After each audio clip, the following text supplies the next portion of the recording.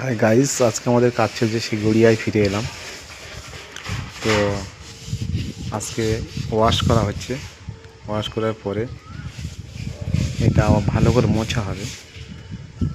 মুছে তারপরে ক্র্যাক কাটবো, ক্র্যাক কেটে টাইমার মারা হবে। ক্র্যাক কাটছে অ্যাকচুয়ালি একটা মিস্ত্রি, এই যে